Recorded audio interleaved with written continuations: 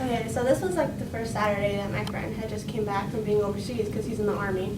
So they were all at the house, and I had just dug out my old Nintendo 64. We're playing Mario Party, we're just going in on it. And all of a sudden, he says, "Hey, let's do something." And I was like, "What do you want to do?"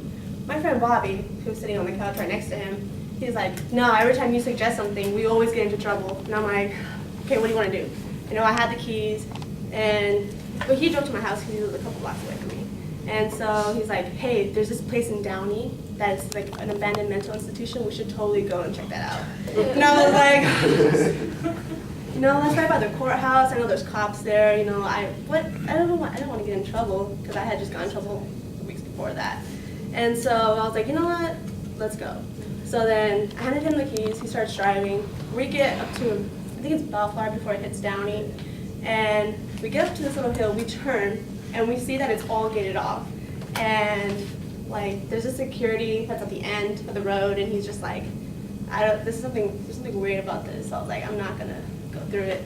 And he's like, "No, come on, let's go. We have blades on us." He had like his little backpack on him, full of supplies, being all extra adventure and stuff.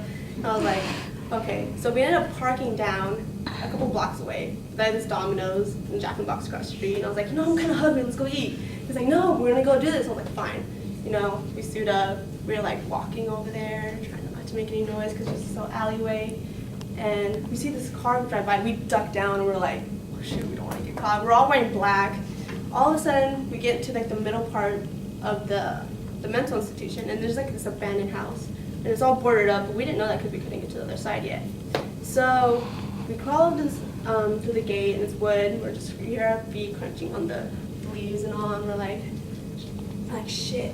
And so my friend Bobby gets caught in the door, trying to get up there. Of course, him, of all people. And so we're looking, and everything's blocked off, and we're like, damn it, we can't get in. So we end up seeing this gate that's connected to the other places, like all the other buildings, and we're like, oh, let's go. So being me, I was like, let's go.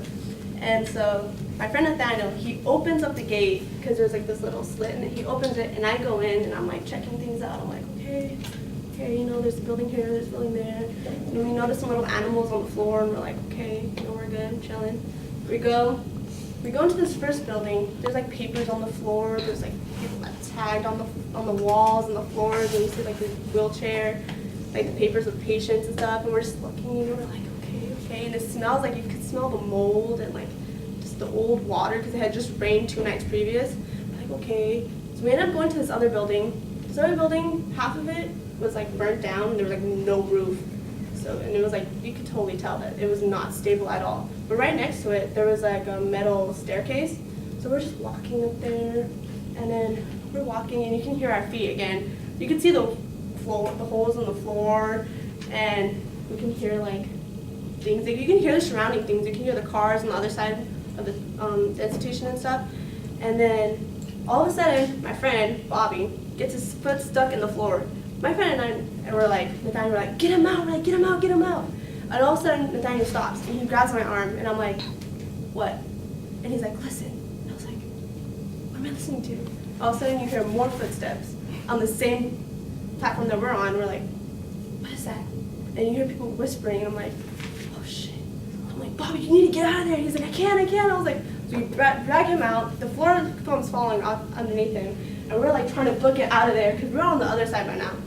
And so the next thing you know, you hear our feet going down on the metal staircase. We're like running.